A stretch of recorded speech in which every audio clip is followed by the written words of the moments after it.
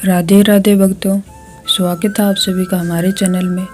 तो आज की वीडियो में हम कार्तिक पूर्णिमा की कथा सुनेंगे। इस कथा के अनुसार भगवान शिव को इस कथा के बाद ही त्रिपुरारी कहा जाता है। तो आइए कार्तिक पूर्णिमा की पावन कथा सुनते हैं। ये कथा हर किसी को सुननी चाहिए। चलिए शुरू करते हैं। वीडियो का आप अंत तक देखिएगा, कहानी को अधूरा नहीं छोड़ते हैं। पौराणिक कथा के अनुसार तारकासुर नाम का एक राक्षस था।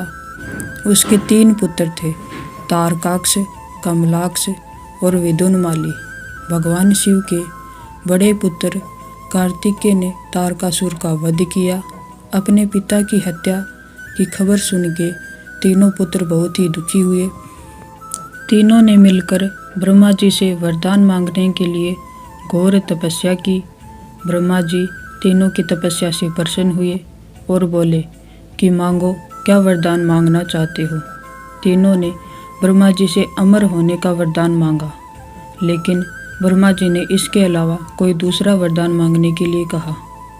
तीनों ने मिलकर फिर सोचा और इस बार ब्रह्मा जी से 3 अलग अलग नगरों का निर्माण करवाने के लिए कहा, जिसमें सभी बैठकर सारी पृथ्वी और आकाश में घूमा जा सके।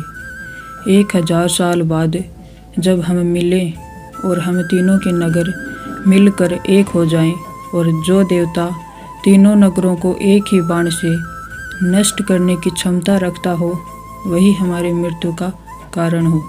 ब्रह्मा जी ने उन्हें ये वरदान दे दिया। तीनों वरदान पाकर बहुत खुश हुए। ब्रह्मा जी के कहने पर मय दानव ने उनके लिए 3 नगरों का निर्माण किया। तारकाक्ष के लिए सोने का, कमलाक्ष के लिए चांदी का और विदुनमाली वाले के लिए लोहे का नगर बनवाया। तीनों ने मिलकर तीनों लोकों पर अपना अधिकार जमा लिया। इंद्र देवता इन तीनों राक्षसों से भयभीत हुए और भगवान शंकर की शरण में गए। इंद्र की बात सुन भगवान शिव ने इन दानवों का नाश करने के लिए एक दिव्य रथ का निर्माण किया।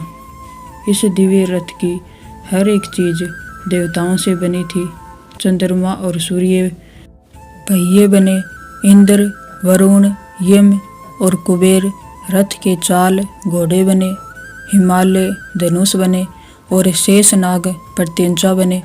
भगवान शिव खुद बाण बने और बाण की नोक अग्निदेव। इस दिव्य रथ पर सवार हुए खुद भगवान शिव। भगवानों से बने इस रथ और तीनों भाइयों के बीच भयंकर युद्ध हुआ। जैसे ही ये तीनों रथ एक सिद्ध में आए, भगवान शिव ने बाण छोड़ तीनों का नाश कर दिया। इसी वध के बाद भगवान शिव को त्रिपुरारी कहा जाने लगा। यह वध कार्तिक मास की पूर्णिमा को हुआ, इसलिए इस दिन को त्रिपुरी पूर्णिमा के नाम से भी जाना जाता है। तो ये थी कार्तिक मास की पूर्णिमा की कथा। राधे राधे।